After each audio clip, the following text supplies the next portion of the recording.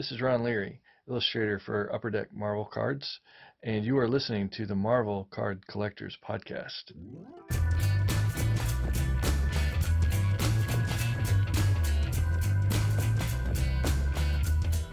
Hello, everybody.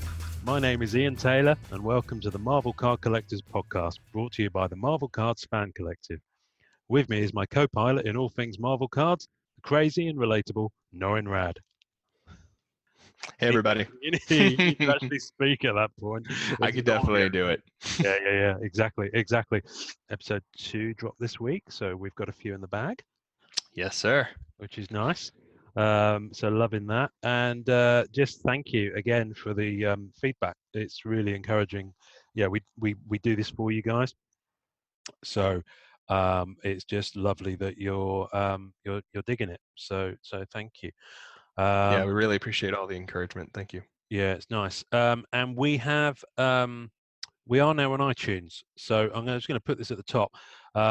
Other podcast platforms are available, and Apple isn't everyone's cup of tea. However, the iTunes is the one I use, and it actually does really help if you do use iTunes, and you can just leave us a rating or leave us a little review, because the more subscribers on there, the higher the profile it gets, and it is one of the major podcast channels.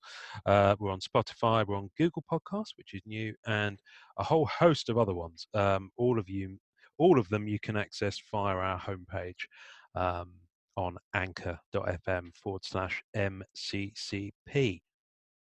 Can I read some feedback we've had? Be too narcissistic and vain to do so. I'm going to do it anyway.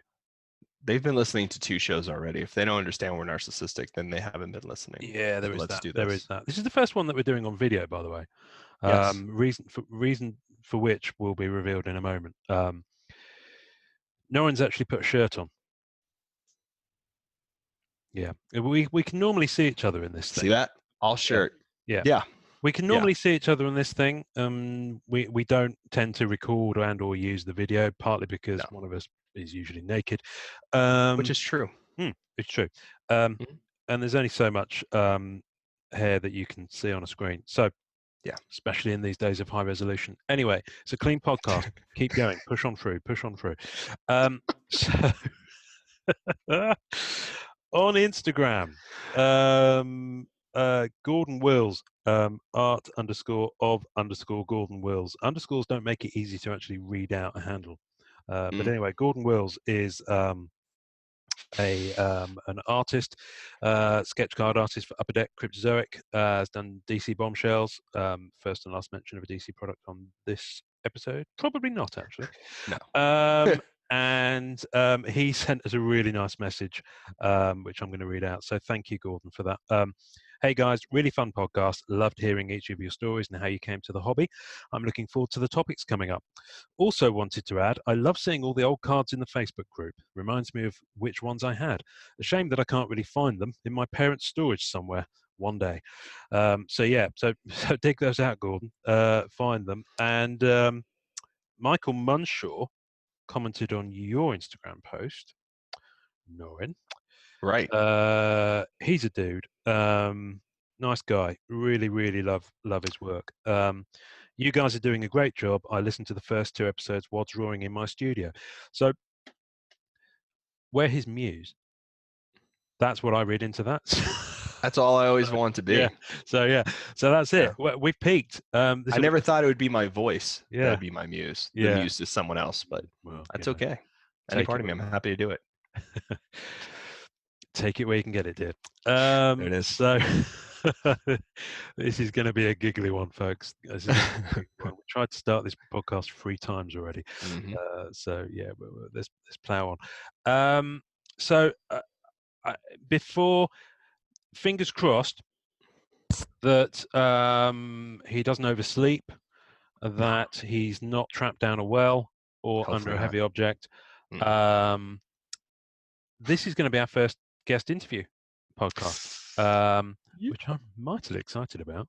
I'm very giggly and excited about it. Yeah, exactly. I kind of feel like one of those young ladies in the 60s at the Beatles concerts, the ones they were screaming so much that they were Oh fainting. yeah, like I'm Yeah. 5 seconds from fainting. Like Yeah. he's gonna pop on the webcam, and I'm just gonna be like, oh my god, Yeah, and you're and going to just go. pop off. Yeah, That's exactly. it. With luck, in a very short few minutes, we're going to be joined on the podcast by Mr. Dave DeVries. Dave. Dave, as we know Dave. him on MCCP, Mhm. who is an appropriate first guest for reasons I'm going to Yeah. go on to when Dave's on, Yep. because otherwise I'll be repeating myself. And the guy's a dude, quite frankly. So we do, however, have other guests lined up. I put an open call out this week on our social media channels for any artist who wants to come on, and we've got a few lined up. In fact, so many we're having to do some calendar jiggery pokery. So it's a great position to be in, and thank you. No collectors as yet, but that's fine. I'm sure when they hear, how it goes and how we roll, and they want to talk about stuff, then we'll have some people on, which is good. Yeah. Yeah. Um, and Dave is approaching. No. Oh, I can hear him. Dave's just said, "Okay, heading to studio." So I'm not sure if what I'm more impressed by, the fact that he's got a studio, or the fact that he's he's on his way to join us. I'm kind of both. Yeah, exactly. Man, we Anyway, might see some of his studio behind him. That'd be sick. yeah, that'd be Well, we're cool. going to. Yeah. Yeah. Good.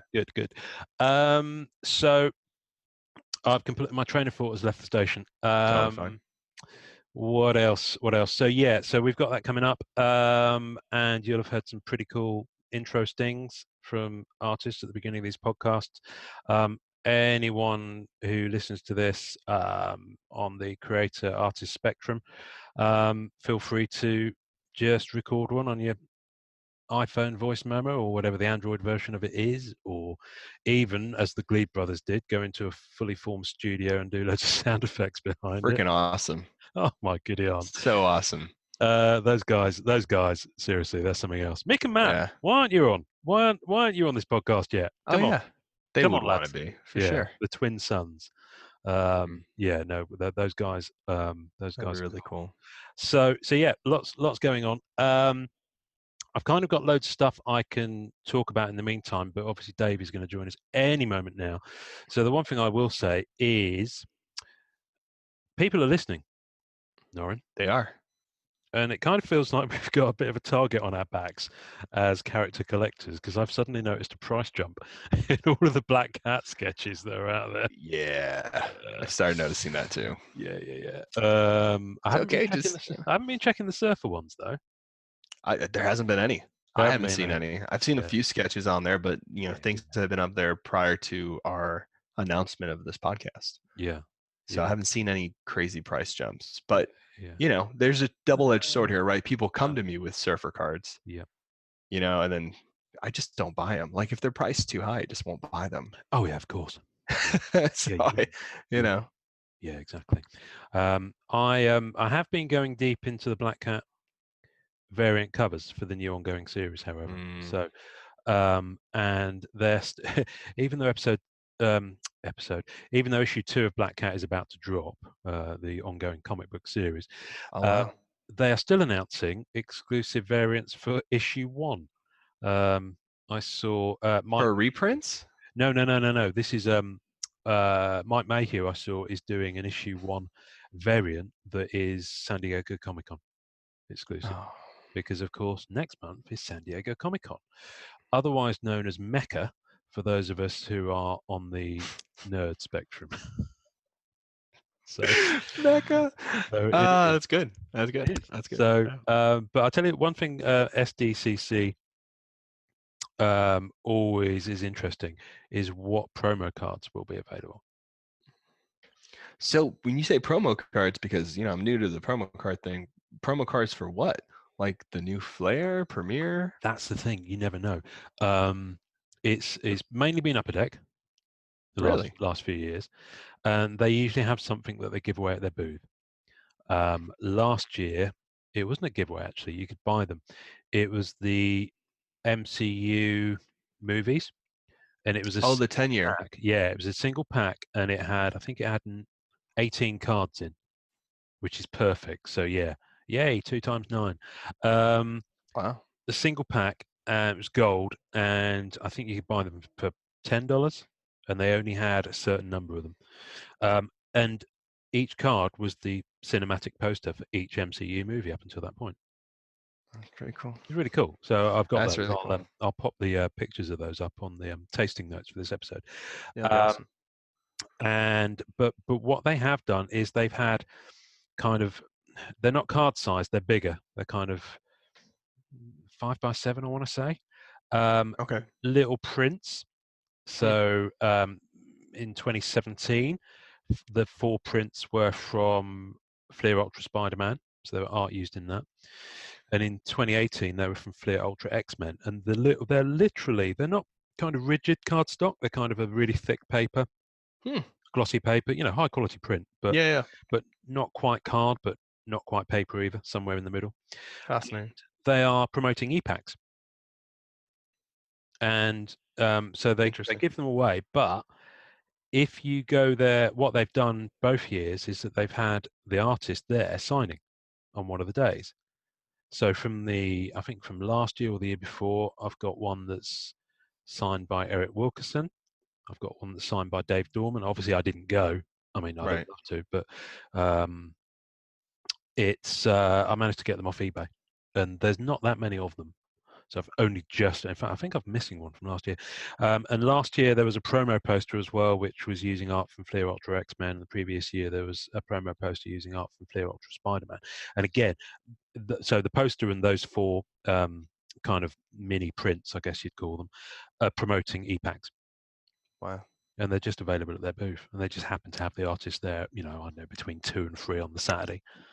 And then another artist there between 10 and 11 on the Sunday, that kind of thing. Yeah. So that's awesome.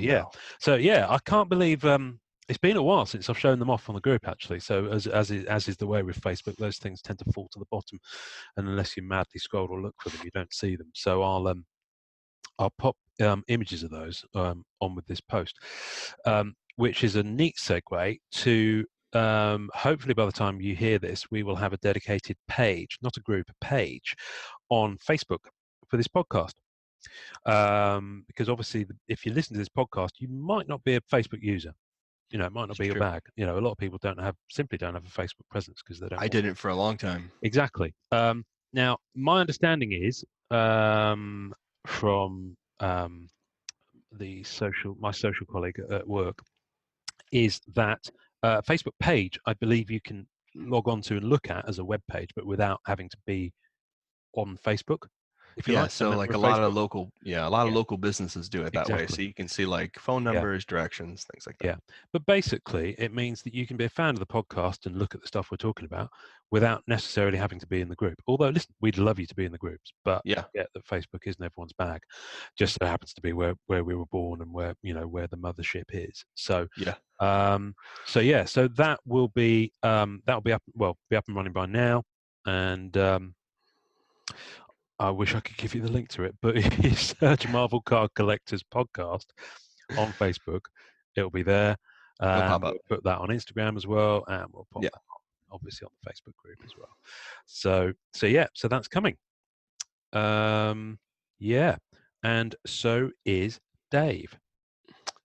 Dave. All right. So, ladies and gentlemen, listening, we have our first guest on the podcast. Please give it up for Mr. Dave DeVries. Dave. In the house. Hey everybody. What's up? Thanks for having me on, guys. Oh, you're more than welcome. Dude, it's our pleasure. Seriously. So Dave, I'm going to start off at the top here. I don't want to spare your blushes too much, but literally none of what we're doing here would exist without you. I don't know if you're aware of this. So basically, I started the first group I started, which is now Marvel Card Collectors Worldwide, just over a year ago, and then I started Marvel Masterpieces Collectors literally a year ago last week.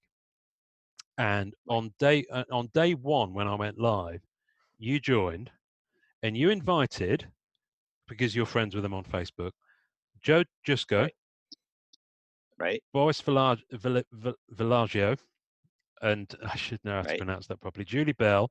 I think it's Vallejo. It is because Vallejo. he's done an opener for an episode. Right. You invited Nelson.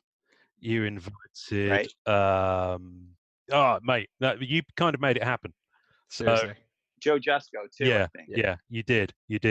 And they've all been really sweet, and they've stuck around even with the avalanche of Marvel Masterpieces 2018 stuff falling on the group. So yeah. No, thank you. It was awesome when I saw that you had created that, and I was really inspired just to help you out and get these guys, because they're my heroes. I look up to each and every one of those people, and plus I know them. I know Nelson really well, it's definitely like I was like I gotta help you get this off the ground, because I think there's like a 20-year nostalgia thing where like every 20 years things come back, and I was just like, you know what, this is the time, and it just seemed like this was a lot of people were interested in the old stuff and new stuff. So for me, it was just like, I thought you were focusing on things that happened a long time ago in cards, and but you've grown so much beyond that, and it's amazing to see how fast you guys have grown in a year. Yeah, no, it's humbling and a little bit terrifying, because it's kind of a side gig. It's not by no means our main jobs, but I think it just shows how much passion there is in the hobby, in the community, for these cards, the new stuff and the old stuff. Yeah. Right. Yeah. No, it's really cool. I was telling this came up pretty recently, but there's a story with me and Boris, and like we're not like friends that we hang out. I've met him at conventions and things like that, but I was when I was in 7th grade. I think I came across a poster by Boris, and I was just kind of blown away by it. And I remember walking into my art teacher, Mrs. Thompson, in 7th grade, and just saying, "I'm going to create a poster like now, and I'm going to sell it." This is me, 7th grade. Now you have to understand something. I'm a little annoying 7th grader, and at the same time, I have no conception of how to paint. So I said, "I want to learn how to do this. I'm going to do it." And God bless her. She said, "Sit down, come here after school every day. I'll sit with you." She's a great teacher. And you know what? I never made the paint. I never made the poster. But the fact of the matter, and I was telling my educator friends this, here it is, like, 1995, it was 20 years later, and, I'm on sets with the guy. And that was like a huge, like, thumbs up to a teacher who kind of fostered my love of that. And just the fact that, like, he inspired me at such a young age, and that I was able to kind of like share space with the guy was an amazing thing. That's absolutely awesome. I think everyone can point back to someone like that in their kind of teaching. I remember I had a teacher who inspired me no end when I was younger. But Mrs. Thompson, was it? Yeah. So basically, Mrs. Thompson is indirectly responsible for all of this starting. It's Mrs. Thompson, right? So exactly. She's the one we should be thanking. We got to get together a thank you card and send it over to her. Yeah. There you go. There we go. I'm telling we you. will. So there's all sorts of stuff we can ask you, but we've not done one of these interviews before, but all of the podcasts I listen to and I respect the most, they kind of don't do direct Q&As like you get with, late night talk shows and things like that.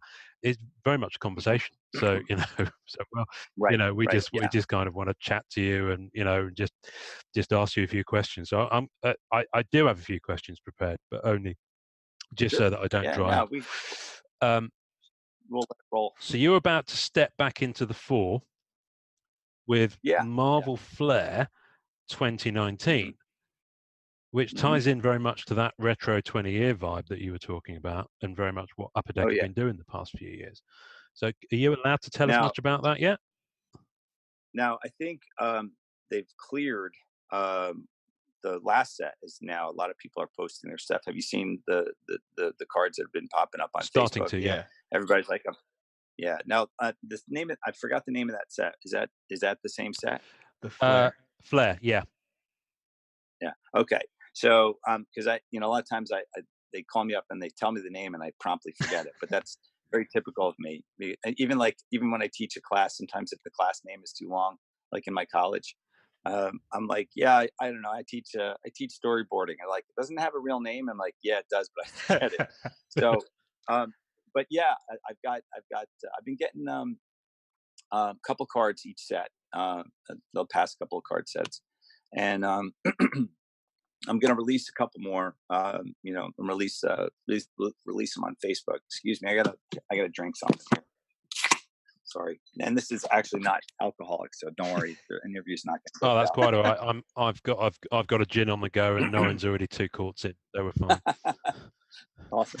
No, I'm like super excited to be back.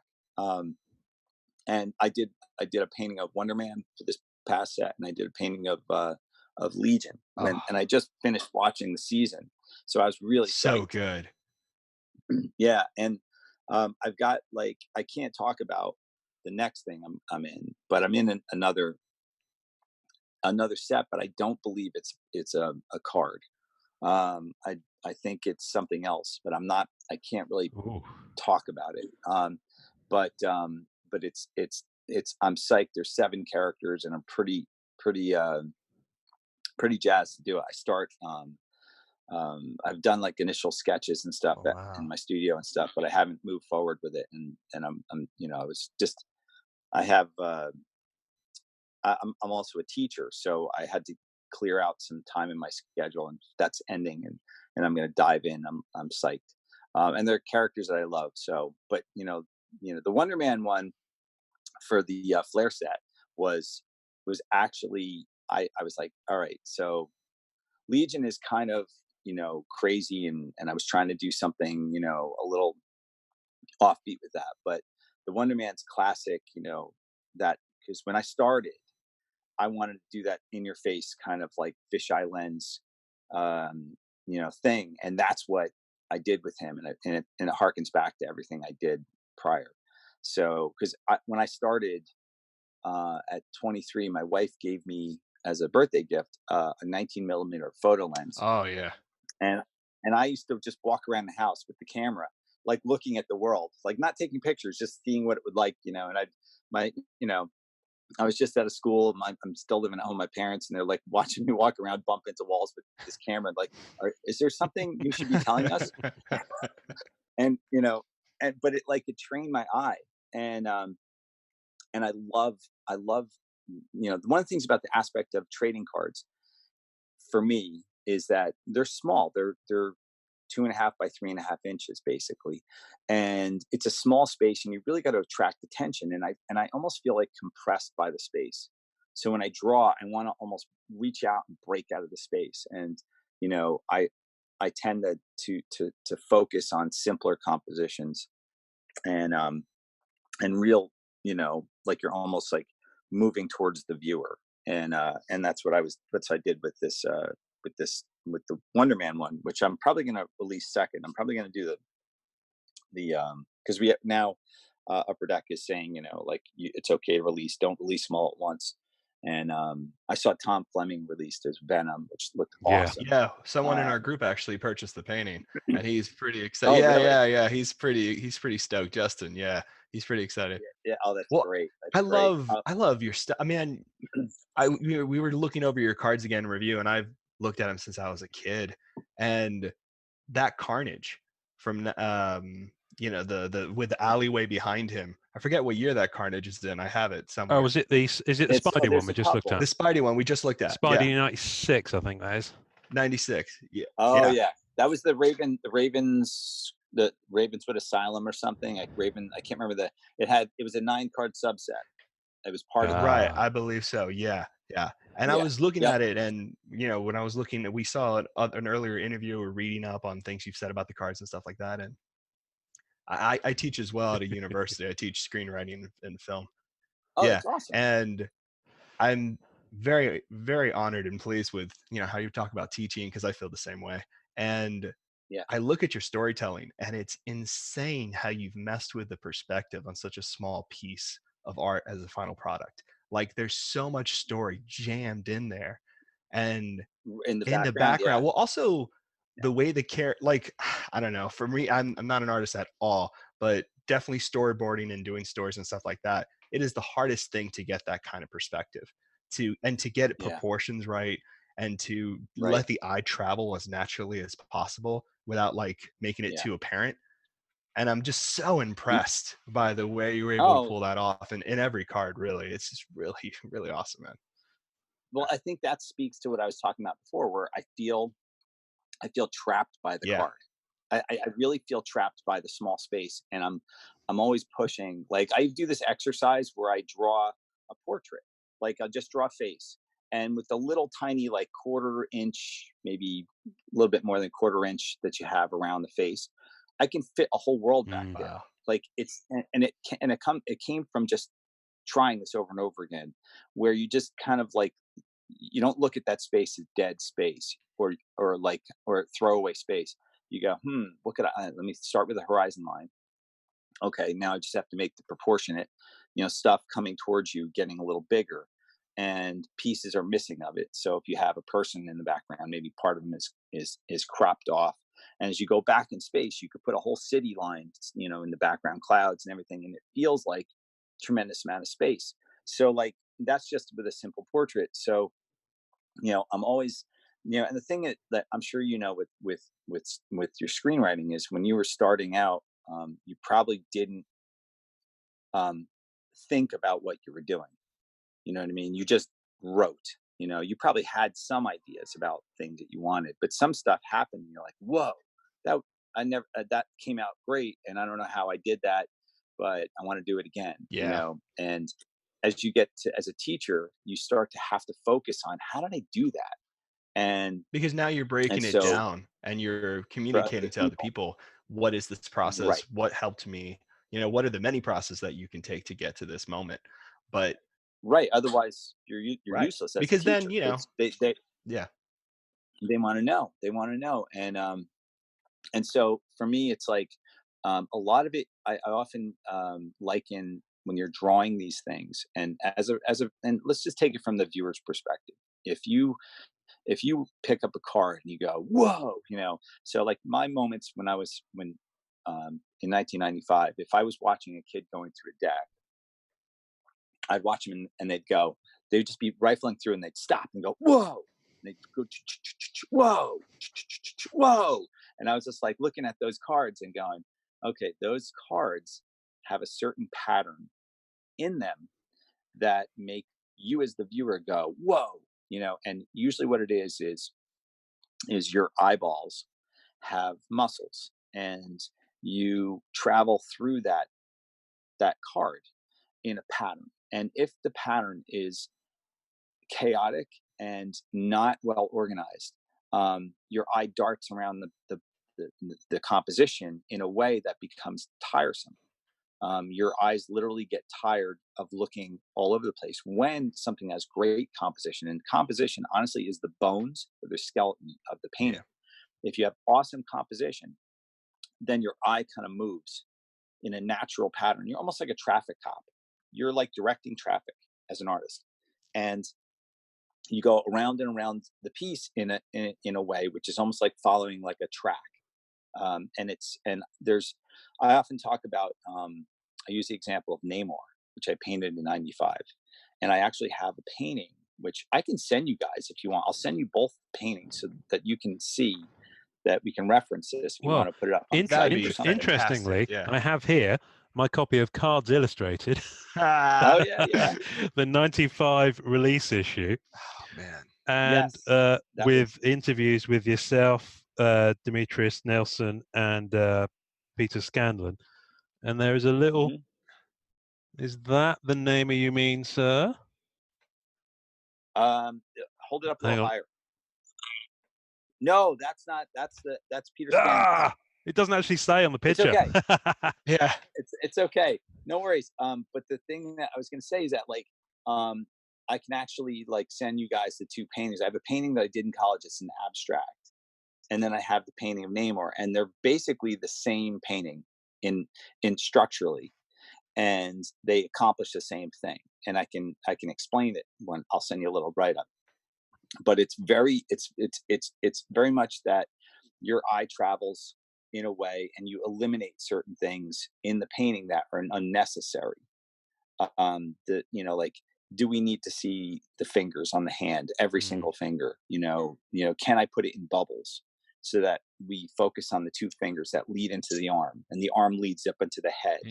And is the back leg, does it need to be beautifully painted every single detail, or can it get all fuzzy and indistinct, and so you kind of glance at it and come back to the main meat of the painting? So there's a lot of stuff like that, like, compositionally, that you noticed. And ironically, that painting, the Carnage, from basically, the storytelling is that he's escaping, and he's running down the hallway. This is Carnage, and Carnage is, I actually, it was the very last painting I did before the whole card Oh, market fell wow. apart.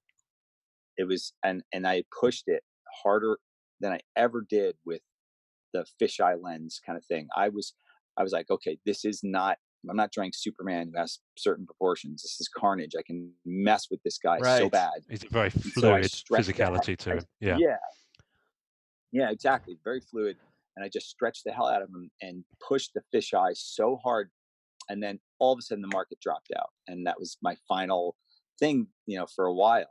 And um, um, and then, what is this thing? It says pinch. Okay, there it is. Oh, you're sending me. Yeah. Yeah. So there it is. You can see the back leg is kind of fuzzy and Yeah. indistinct, and you can see how the fingers and the thumb are, on Namor, are flesh toned, while the other fingers are bubbled Oh, out. yeah. Now, as you can see here, if you notice, the rendering on the knuckles and the wrinkles on the finger that's touching the Yeah. bottom is not really that well, like, rendered. It's not as like tightly rendered as, say, the face and the other hand and the Yeah. shoulders. That's due. I want you to look kind of right in, like almost like on a road, go up through here, and then you really get into the meat of the shoulders, all that, musculature, right? And you kind of travel up to the hand, you come back down, you dart into the lower leg here, the one that's just the knee, and it's that one's not painted as sharp, Right. because I don't want you to stay Right. there. And then you shoot back through the head, and you go up the back leg and out the top. Well, and I think, And yeah, I love them. Yeah. and that's yeah. But that's the main thing. Like, I know Peter Scanlan, when I first, he was saying, he goes, I paint so many things on mine, and then I noticed you don't paint so many things on yours. And he appreciated what I was doing. And we both, like, were fans of each other, and it was a really cool thing. But that's my philosophy, and when I paint these things, is, what do we really need to look at? If I paint every single thing with, like, it was like, maybe remember back in the 90s, when people colored a lot of the Image comics, they would put a highlight on every single thing that was there. Yeah. And it was overwhelmingly hard to look at for me.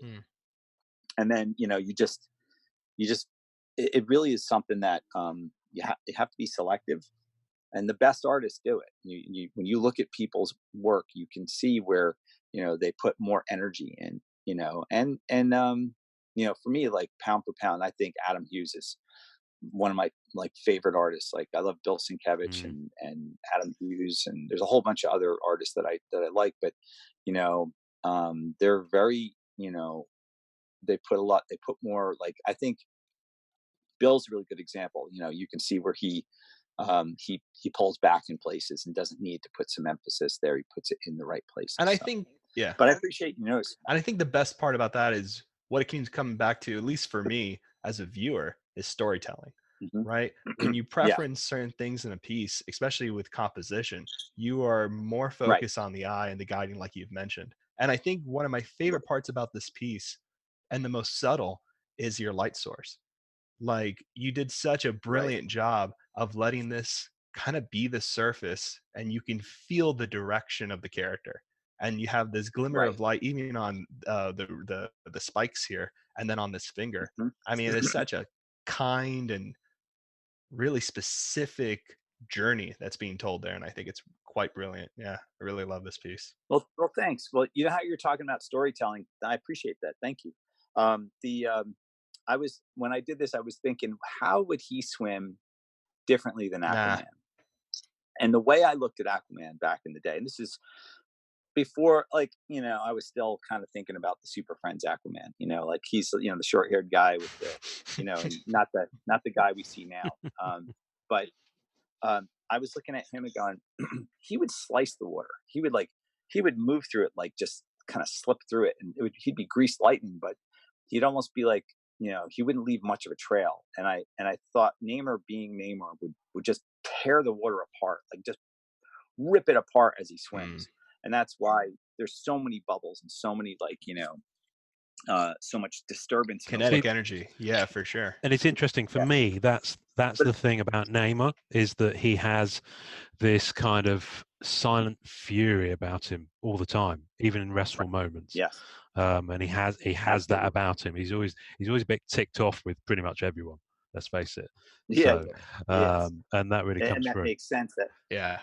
Yeah, and also he's way stronger than Aquaman.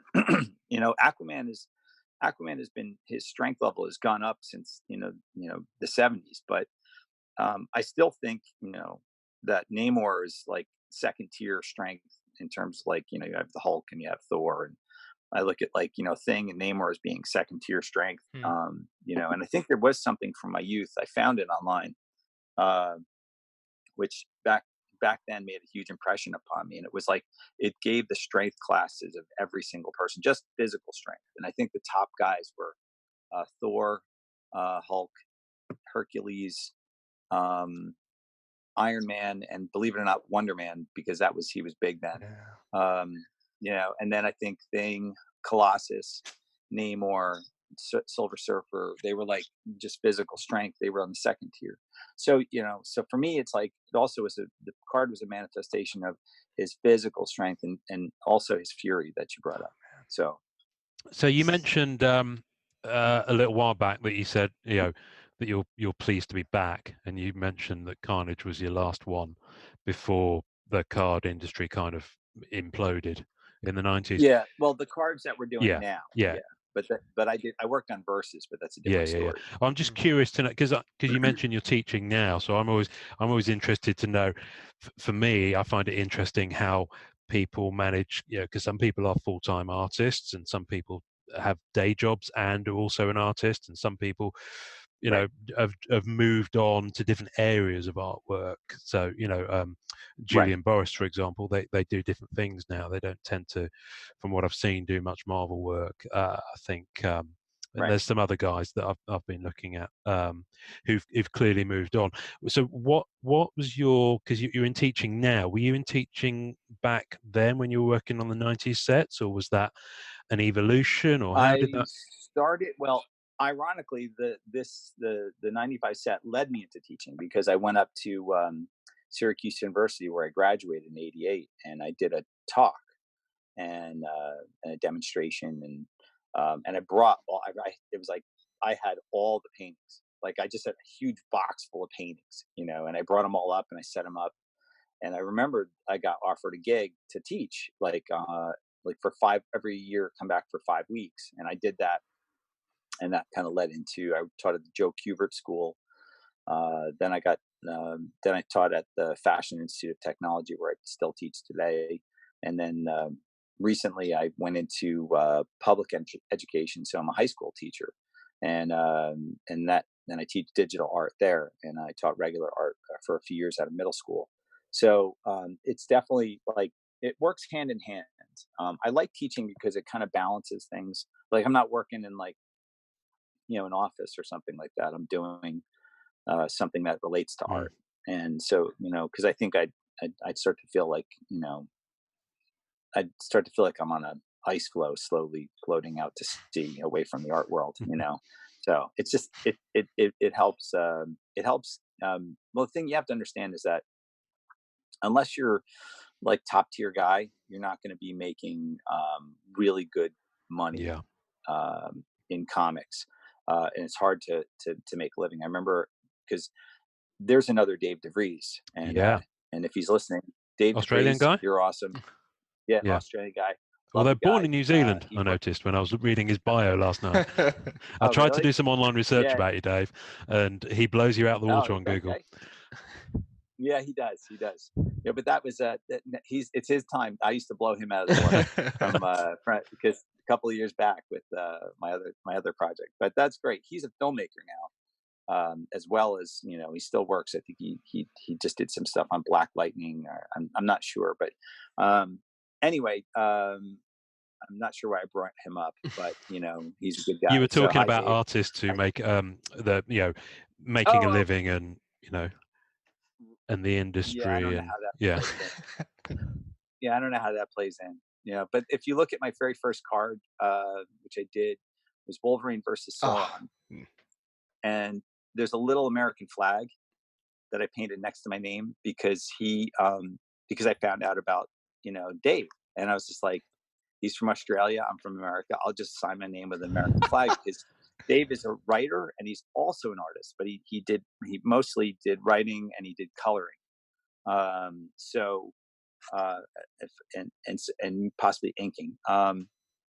So I do that, and that's why there's an American flag next to my name on that here. I never did it again because because the reason I did it was one night I get a call, the phone rings, and I pick up the phone, and it's just like, "Oh, is this Dave DeVries?"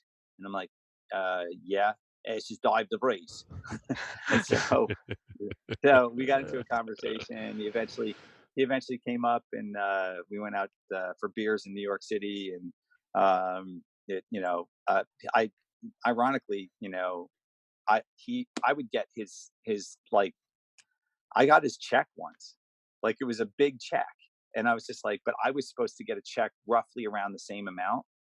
And I was like, oh, they added $140 to this. I wonder why. All right. And then I started to think, I was like, why is there 140? And so I called up DC, and then that's when I found out, like, I got this check, but it was in my name. I could have cashed it. I could have walked away.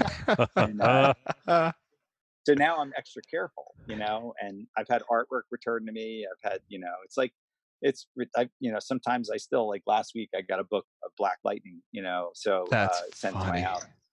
So it's ridiculous, and because I asked him on the phone, I was like, maybe we should go by our middle names.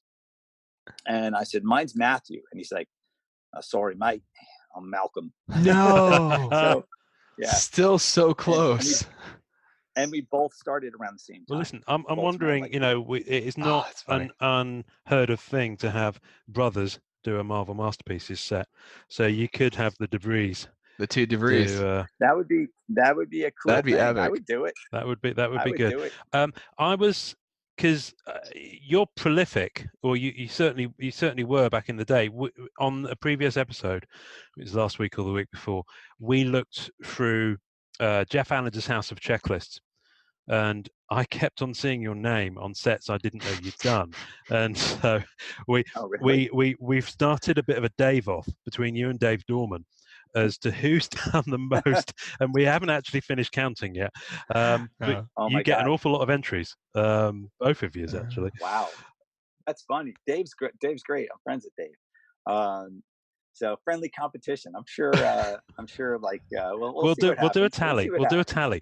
Because I know you mentioned the size of the cards, and one question I want, the one thing that I found interesting when I was looking at Simone Bianchi's work on 2018. And when they did great stuff, it's incredible stuff. And when they did the gallery launch in New York, and some of the guys in group were there, and was the different size of the original artworks, because everyone who collects this stuff and appreciates it, and Right. and all of us go whoa at almost every card in our Yeah. group, so that's kind of our default noise. But Pretty much. when we're Right. looking at There when you we're go. looking at Simone's work, you see, okay, some of them are this size, and they're actually a lot smaller than you think, and some of them are bigger. I'm just wondering, what kind of size are you actually creating in, or does it vary? Okay. There's a basic formula in my when I work, and that's if it's a portrait, I can do something around 5x7, because still the face is a lot of room to paint. It works great. It keeps it fast. Um, it all depends on what I put into it. Like I'm looking at my carrion from the Asylum subset, Oh. and all there is a him holding a rat with and the rat is kind of like smoking, and he's like obviously applying his carrying skills to that, because he's stuck in his little cage behind him, a door. Like so here's an example. Like right there, what I did is I created a background that's just dark, and then you can see the bars of a window. So almost like like in the old west. The old west, we just had windows with bars, and we'd get our horses and we'd wrap the rope around the thing and slap the horse on the ass. It's just like that. Okay. Now if I had changed the background to a full, Andy Griffith, I don't know if you know that, but like full on like cell, with door, everything, mechanisms, I would have expanded the size of the painting, because now I have to paint that stuff. Generally, I did a recreation of Detective Comics. I don't remember the number of it, but it's the one where Batman is sort of like looking over this castle, and there's all smoke and fog and the moon behind him, and there's Joker or some character in the foreground carrying somebody, or maybe not Joker, but anyway, I had to do that, and because of the size of the head of the characters in the foreground, who were small, I had to do it at an enormous size, like probably, um, 28 by 28 or something like that, because Wow. I can't paint those faces, if they're smaller than the size of a dime, you're in trouble. Which over here would be, I don't know, like the small, a dime. You guys, well, Norrin would know. Oh, I don't know. if I you've know. ever I've seen a been dime. I've been to the States Yeah, enough times to know. Yeah. Yeah. Yep. So maybe there's an equivalent over there.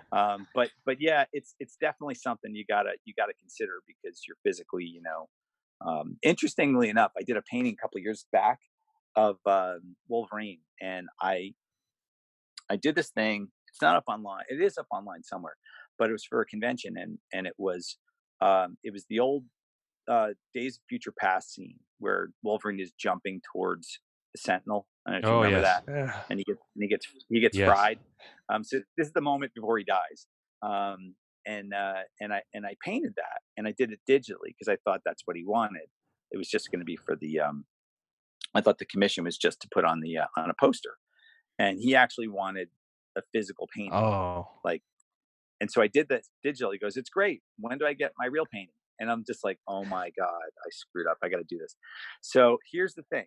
I'm 53 now. So I was, No. I think Stop it. it. I was, shut up. I'm not trying to, but like when you get to this age, right, your eyes start to go. You start to you don't realize it's happening, because you're just walking around, and I just never went and got glasses other than, driving, right? And, but my nearsightedness crept up on me. And so then because I'd done digital paintings for many years prior to this painting.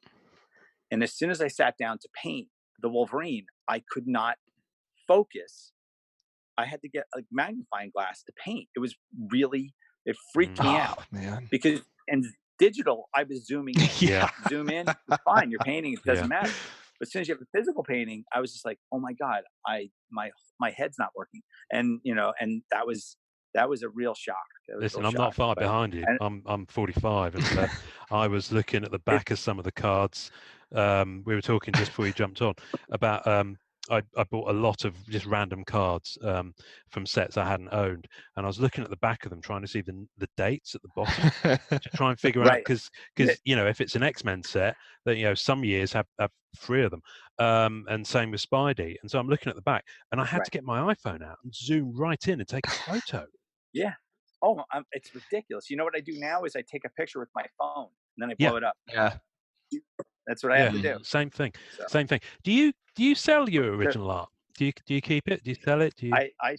yeah, I do. I sold pretty much almost everything. I have 2 paintings on me, and then one is lost in my house, which is the Namor painting. I can't find it. So if anyone has it out there, just send me an email and say, you sold it to me, you forgot the bastard. You know, so, but I sold all the Marvel Masterpiece, all the paintings that I've worked on. I have Strong Guy and I have Archangel, and I'm keeping Strong Guy. That's the one I want to keep. I'll sell Archangel, but ironically, Archangel is the only painting in the whole set where I posed for it. So No way. that's me. He Back does in the kind day. of look like you, Dave. Yeah, he What? does kind of look like you. I'm just looking at it now. Yeah, it's I have the reference to prove it. I have the reference. I hope it comes with a painting when someone purchases it. Hope they're just like, oh, I want that reference. Yeah, there you go. That would be funny. But yeah, I love selling the paintings. What a sick looking card. That's awesome, man. Oh, by the way, that card is a loop de loop because I put the ground on the top of the painting. Oh, that's right. I was looking at that. Wow. Okay. Yeah, I love this. I've owned this for how many years? And every time you look at these, you see more, just something you've not spotted before. And I love it. We did an episode. It's actually the next one that's going to drop on Masterpieces 92. And I've looked at that set countless times.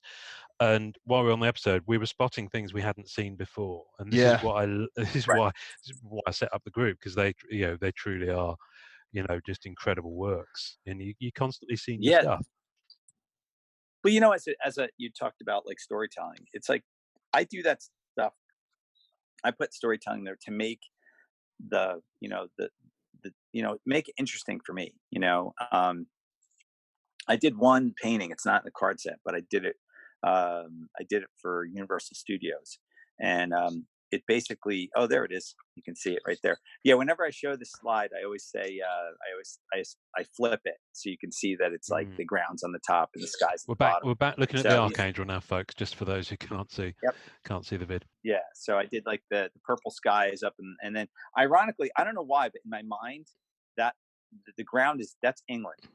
I don't know why that feels like England. Maybe it's like the lake country. I don't know. Well, you have the fields here, right? You have the cropping, like these are like little crop sections or whatever, like farmland or something. Yeah. I love this mountain. Just carries your eye. I love that. I think I recognize it. It's Devon. It's Exmoor. It's where I grew up. Done. Okay.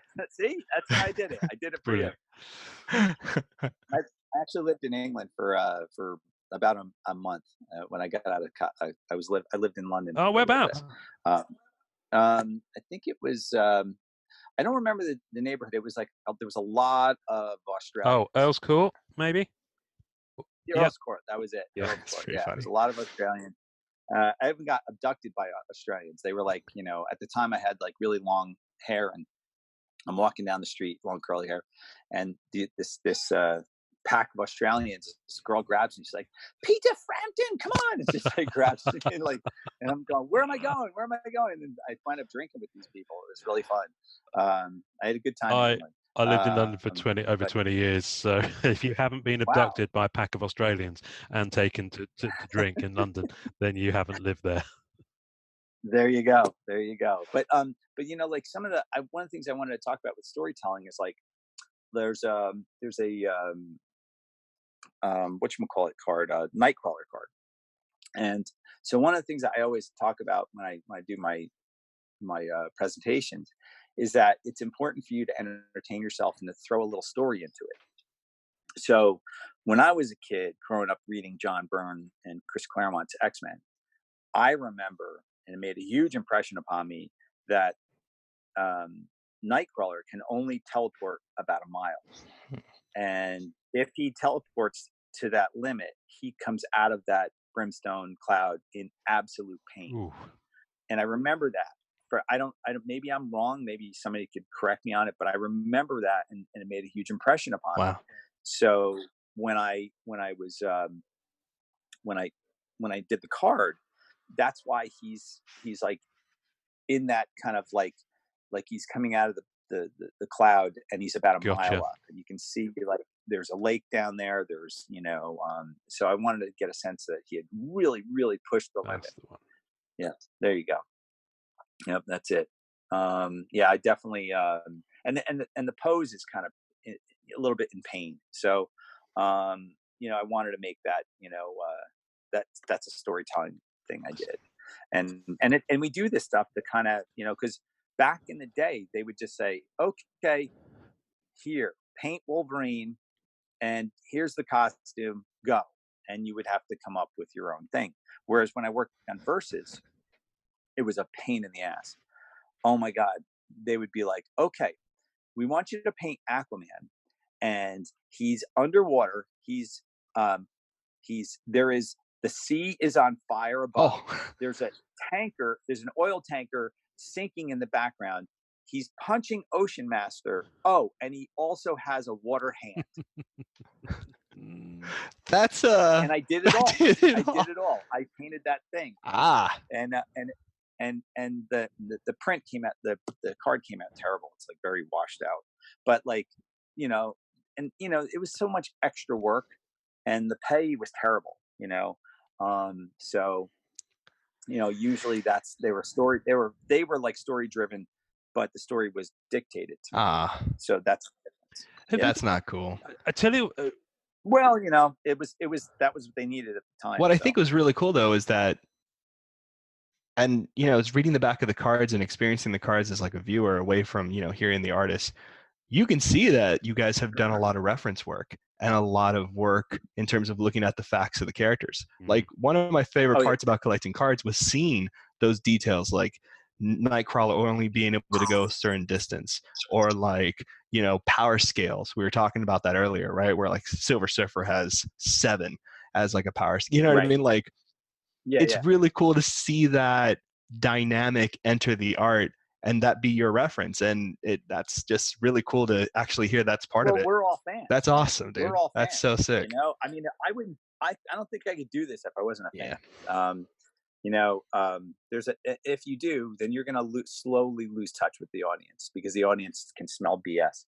And, the thing, like, some other tricks I used to do when I was doing my cards is I would recast people in a different situation. So, like, I love the Thing card. It's one of my favorite cards. And one of the reasons I like it, which is besides the point that I'm trying to make, but I'll say it, is the scales. Like, I really worked hard to make the scales on him feel like they were in perspective.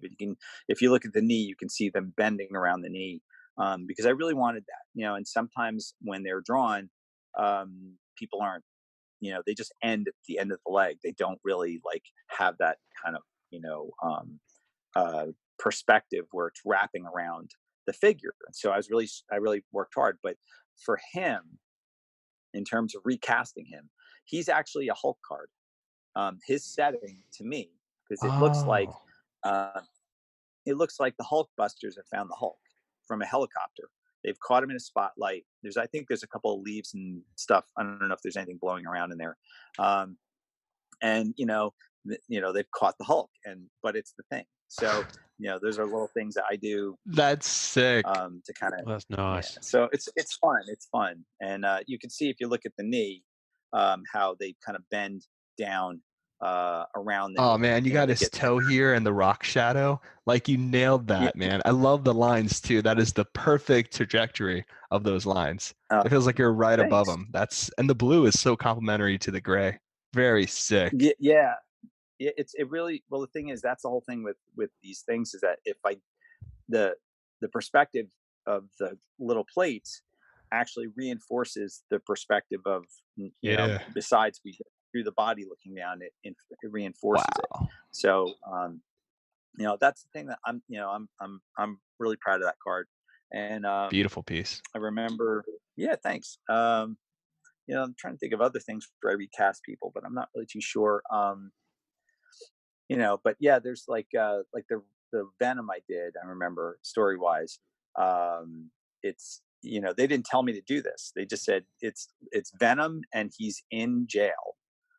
He's in is it Ravenswood? I'm not sure. Asylum. I think it's on the card.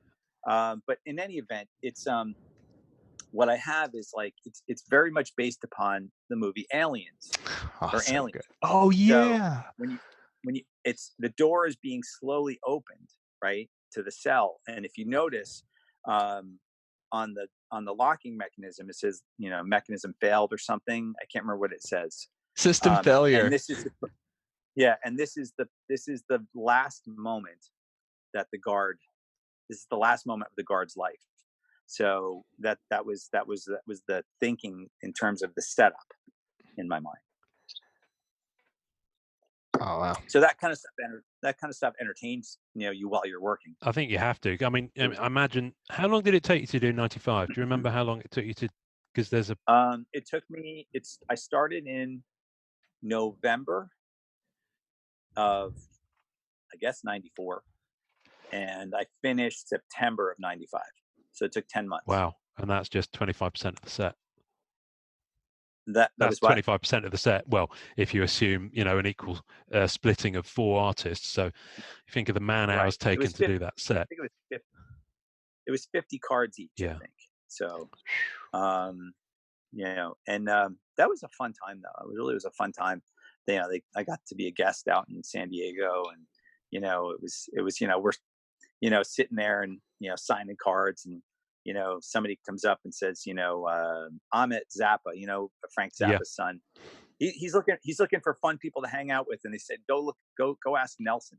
Nelson is a really fun guy. He really is funny, and just like, it was just such a weird time and stuff, it was. I remember, like,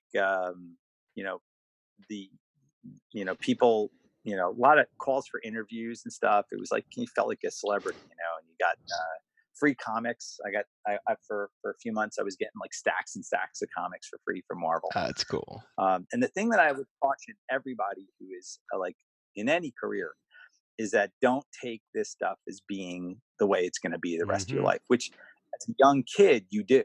You sit there and go, oh, I've made it now, and what you don't realize is that it takes a lot of energy, and things change. I mean, like, the pay for the cards is now like a quarter of what it was.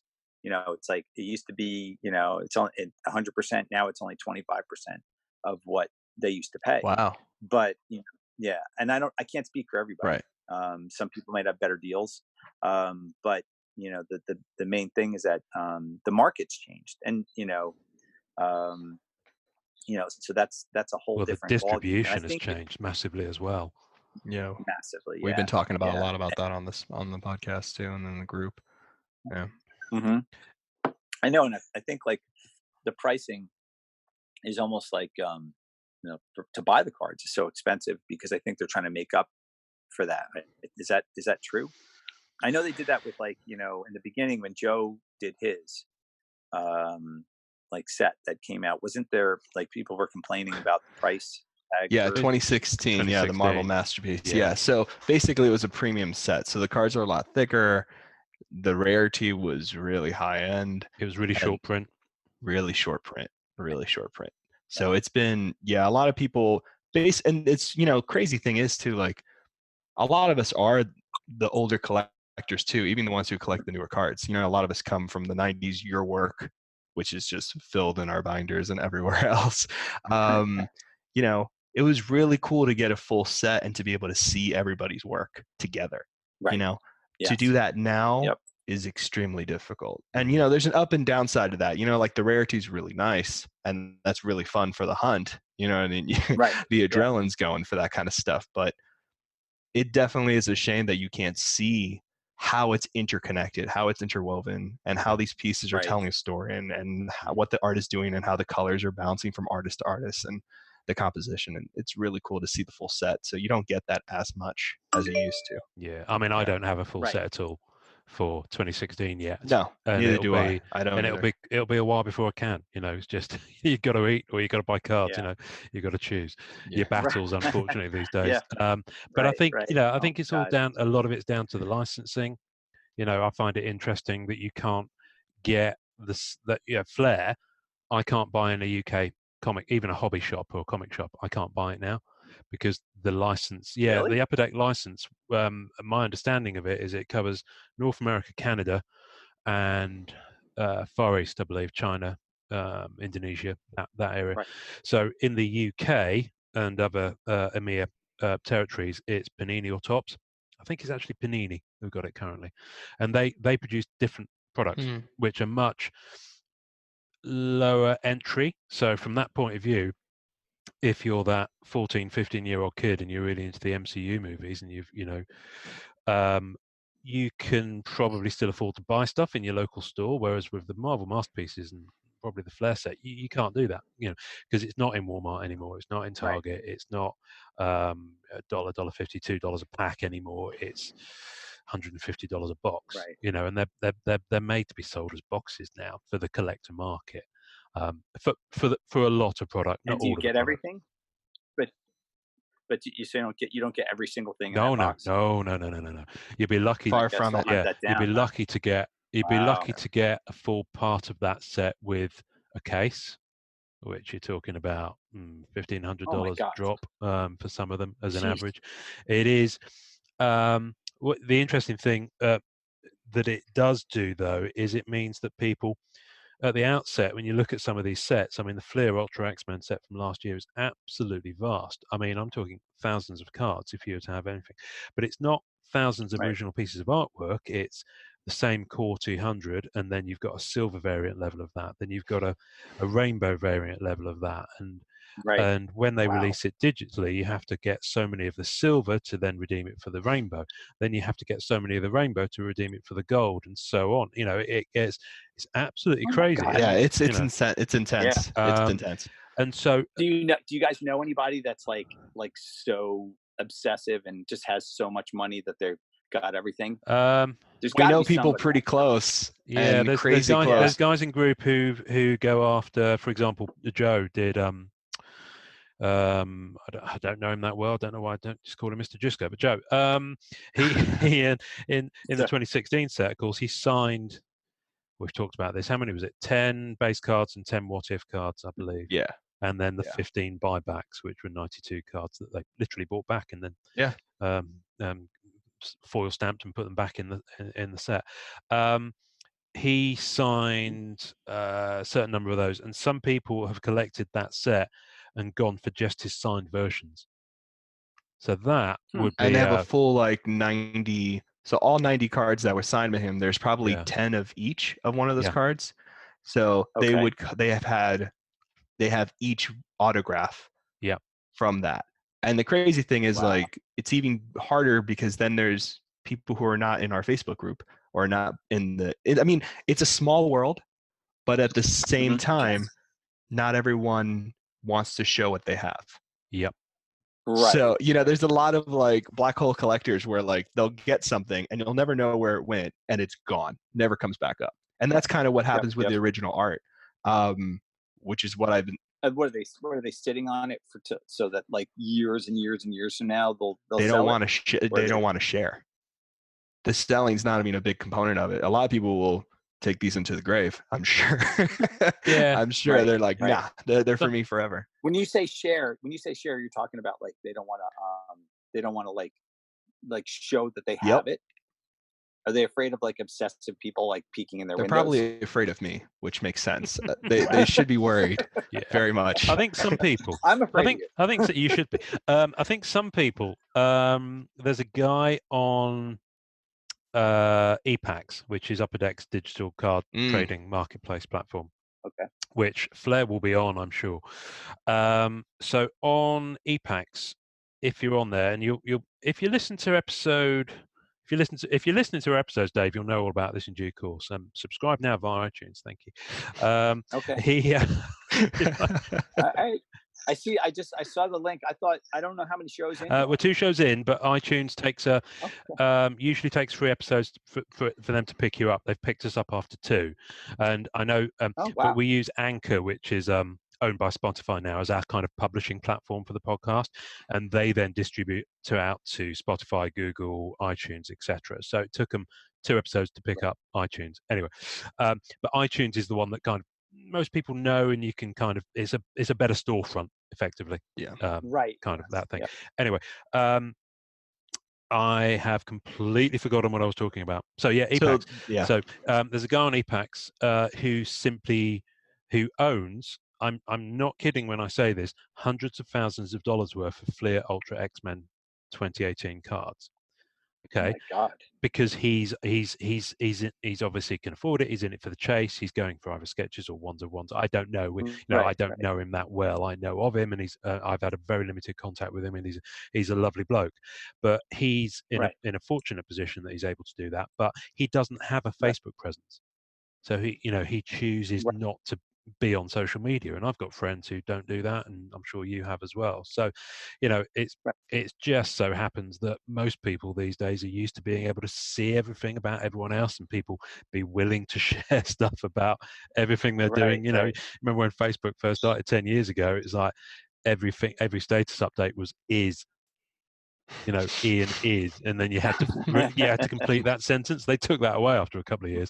But I know. But some people just don't do that, or choose not to, or to have chosen to hashtag delete Facebook, whatever it may be. So well, I get it. I get it. Believe me, it's sometimes if I didn't have to be on Facebook to promote my artwork, sometimes I would just be like, this is annoying. I'm just like, I gotta, but I sell stuff, through, and one of the things that happened was, somebody, I just sold, a uncut card sheet from the Marvel Masterpiece of '95. It just sold to a guy out in, I can't remember what state he's in, but really awesome dude. And, it just was timing. And the thing is, the guy was persistent, like nobody's business. Like he kept emailing me, even though I would be like, there'd be radio sounds, because I was like, I don't want to sell it. I want to sell it. And then my wife turned 50, and I threw a party for her, and I was just like, something, I really could use some money for this. And it turned out it was basically the exact amount of the party. No. So I was just like, yeah. And he just got it today. So, but it's in good shape. I kept it in my closet, and some of the ends of the the corners were a little bent, but there was no creases, there was no everything with so, and he really wants to keep it. Yeah. He's not like he wants to frame it and put it up, and it hurt to let it go because it was a piece of my history, but I also just realized that this was it means something to me when somebody really wants something, especially with paintings. If I know somebody's gonna just buying it to sell it, if I'm desperate for money, I'll still do it. But it means more when somebody is like, I love this, it's going to be hanging in my living room, and I want to keep it. It means a lot. That's why we did the group. Yeah, if it's going to enhance someone else's experience and existence, then fair play. Mm-hmm. Well, and also too, no joke, and I think 95% of us in this group, and the people I've spoken to, have made real friends with people, and talking to amazing artists like you has really been awesome. And it's one of those things where we do want to appreciate it, and we do want to hold on to it, and it's not to resell, and it's really is to look at it and be like, wow, when I was a kid, I saw that image of the surfer that you did holding this board, and I'm just like, damn, that's the guy, and that's the card that kind of left an impression on me. Something? There's something about when you tear open the package, and your brain, every synapse in your brain is firing. It's like a 4th of July in there, and you're just rifling through, and there's that moment where there's magic. As a little 8-year-old kid or something going through those decks, you're like, got it, oh my god, whoa, yeah. that. That's what's going on with people that are collecting, they feel that. They're almost like, I want a piece of that childhood. I want a piece of that moment where, the world was magical. And like, what did this artist do? I mean, why, you know, why did they paint him this way? I love the way they painted him, like that's how I always saw that character. And now I have it, Yeah. and it's like, there's that really awesome feeling. And there's a difference between a collector who's, just wants to, resell and stuff. I got guys coming up to me. I know they come up to me and they're like, could you sign this stack of cards? And there's like, 50 cards. And, like like if it's something like a lot, I'll charge the guy for my signature. But if somebody walks up for like, 5, 6 cards, I'm not going to charge them for anything. Yeah. I don't charge signatures. But like, if I know somebody's like, okay, you're going to be making money off this, so I think I'm going to make some money off of this. Yeah. And it's a shame. So, it really is a shame because not to anything like that with anybody else, but I don't know. I think there's a lot of genuine feelings that go around with us collectors, and the cards mean a lot to us. So it's definitely, right. And it's so cool, like being able to do this and to hear your experiences with the paintings too, because that makes them. It's like you're getting to relive that moment of opening that pack and seeing them for the first time, because you're finding out all these details, and that's what Ian and I have been doing. Well, a little thing about Silver Surfer. Yes. So you mentioned him before. I'm ready. Okay. I'm excited. I am the only human being on the planet that has ever drawn and painted the Silver Surfer with ears. Oh yes, you shared this on the group. I remember that. Oh my God. No one has painted. I don't know how it slipped through, but it slipped through. And that's, if you look at the painting, you will see ears. Wait, on the 95? Has no ears. Yes, no way. It has no ears, but mine. No, and I can't believe you missed that, I'm because an idiot. Dave commented that when I did it on Daily Masterpieces. Oh my God, he has ears! No way! He does have ears. He hears everything we're talking about.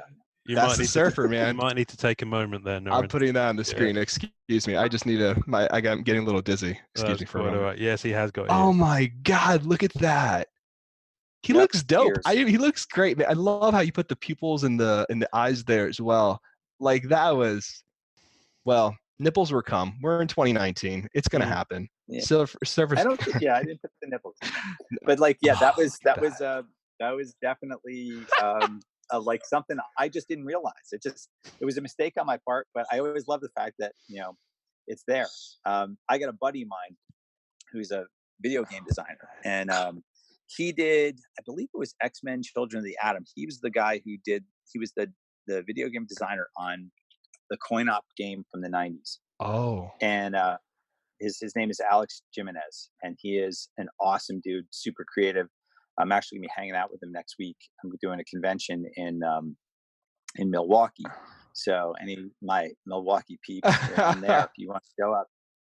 It's definitely he did something similar, but more epic than ears on Silver Surfer. He wrote at the end of the game. Now you have to play through all the levels, every single character. You're pumping quarters in. This is a coin-op game, and you get to the end, and when you beat the game, it scrolls down. And this is in the 90s. You have to remember the legal ramifications of this. It says a big thank you to Jack King Kirby. Without him, none of these characters would be here. You have to remember the gag order that was on that. No one could mention him. Now, when it took months, but Marvel finally saw it, and they flipped the hell out. And they called up, and it's one thing, my friend Alex, he goes, I took a lot of heat for that, but it was totally worth it. That is so dope. Yeah. It was really, he's like, Alex is like my brother. I've known him, like he was very responsible. Like you talk about Mrs. Thompson, Alex was very responsible for just kind of like stoking the fires of comics and fantasy art and things like that, because he's a brilliant writer and just a good friend. So yeah, it's fun. It's fun story. Yep. That's so crazy cool. That's awesome. Awesome. Yeah. Yeah. So Dave, I think we probably should start wrapping up now. And I could Yeah, I think listen we to hit hear the, you like, apex talk all with day. with You need to get yeah. coffee in you. Is there anything? It's kind of, I take a few cues from podcasts I really dig and I listen to, and one of them that I really respect is he always asks the guys just at the end, is there anything else you kind of want to tell us about, promote, or share? Is there anything you want to pimp, basically, that may or may not be Marvel Card related? Or Oh well, I guess it's funny because one little thing, like the reason why like, okay, look, you guys know my other project, the Monster Engine. Have you ever Yes. seen I have. I was going to ask you about that actually. Okay. Yep. Yeah. Yeah. So basically, that it's a thing that I started started painting in '98, and it came out in 2005.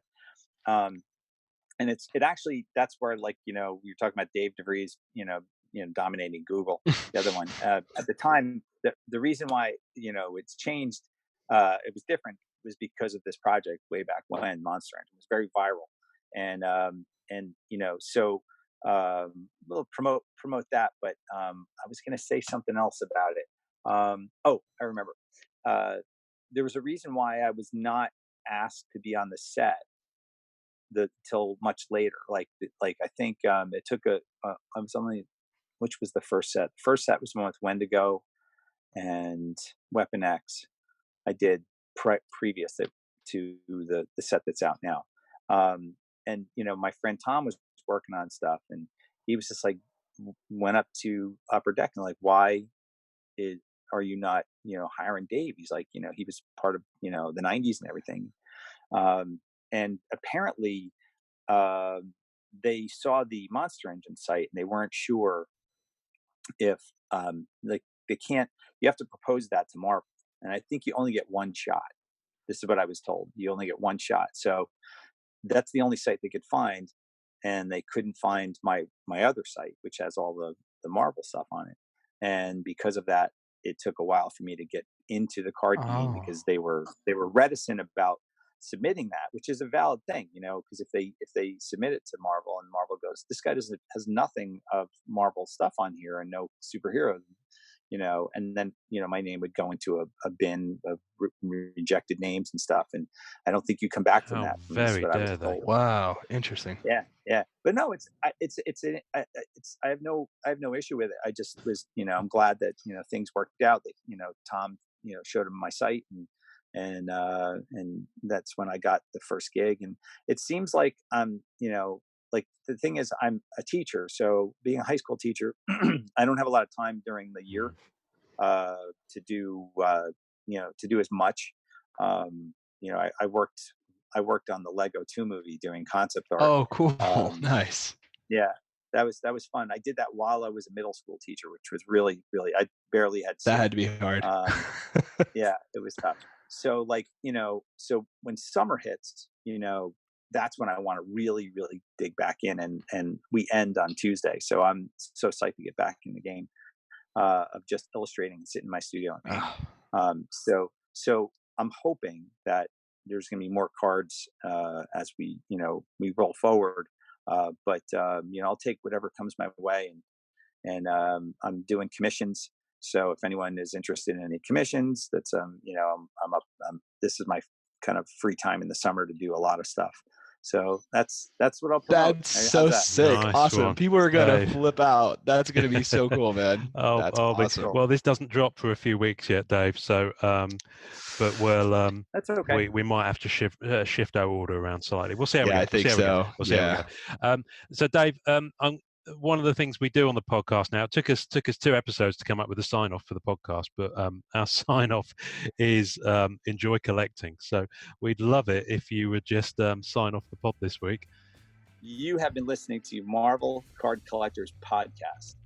Enjoy collecting. Awesome. Superb work, sir. Epic, superb dude. work. Lovely. Cool. Thank you very much, Dave. Really appreciate this. My pleasure. I really, really enjoy talking to you guys. And if there's anything I can do, let me know. And I'll subscribe, and I'll see you guys on the page. Absolutely. Thanks for listening to the Marvel Card Collectors Podcast. You can subscribe via our home on anchor.fm/MCCP. Leave us a message via that link with questions, comments, or just to say hi, and we may even play on the show. We'll also be on iTunes and most other main podcast platforms soon. On Facebook, you can find Marvel Card Collectors Worldwide by searching MCCW and Marvel Masterpieces Collectors by searching MMC. On Instagram, find us at MMCollectors and at Sketchcard Hive. The great music we use is called Rocket Power by Kevin MacLeod. Thanks to the collectors, artists, and creators who support the Marvel Cards Fan Collective. We'll see you next time, and remember, it's a small hobby, but a fun one. Make mine Marvel, and enjoy collecting.